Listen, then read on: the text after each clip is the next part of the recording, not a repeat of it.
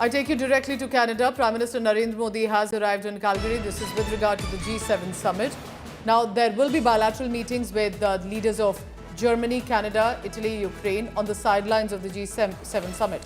There was an expected meeting on the sidelines with the USA as well, but considering that US President Donald Trump departs early because he needs to rush back home, and all the speculation is because of the Iran-Israel war that's raging on and escalating.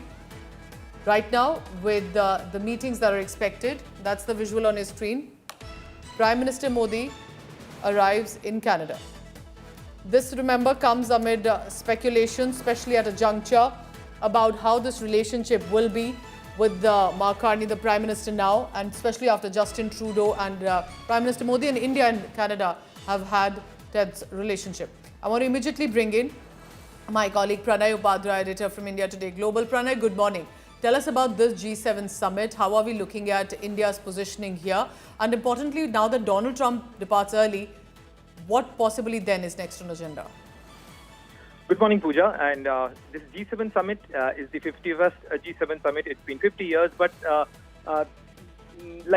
the most significant summit, you can call it right now, because this is happening at a time when the world is reeling through the intense conflict, the mounting pressures on the global economy at a time when the developed economies are under duress right now. And here comes the importance of India as well, because if you see the G7 grouping, out of G7 countries, India is a bigger economy than more than 4 countries as part of the member states of the G7.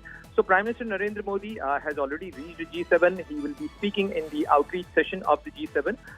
India has consistently been part of the outreach exercise of the G7 since 2003 onward. This is for the 6th and 7th time Prime Minister Narendra Modi is representing India in the G7 summit. But President Donald Trump has left the G7 summit. You can call it a midway, because he had discussions with the G7 member leaders. But there are certain differences as far as the policies or the outlook towards the Israel-Iran conflict is concerned. President Donald Trump is straight away heading to the White House Situation Room. Meanwhile, the U.S. Department of Defense has ordered the augmentation of U.S. forces in the CENTCOM region, which is responsible for the Israel and Iran and the Middle Eastern region. So this clearly shows that there are indications of escalation of this conflict in the region. But Prime Minister Narendra Modi will also be not only engaging with the G7 member states, but also he will be holding some bilateral meetings on the sidelines, which includes a leading meeting with the Ukrainian President Volodymyr Zelensky. Besides that, he will be holding meetings with the German Chancellor, also the Canadian Prime Minister Mark Carney, because Mark Carney he personally called Prime Minister Narendra Modi to extend the invitation for the G7 summit. And besides that, he will also be holding meeting with the Italian Prime Minister Giorgia Meloni.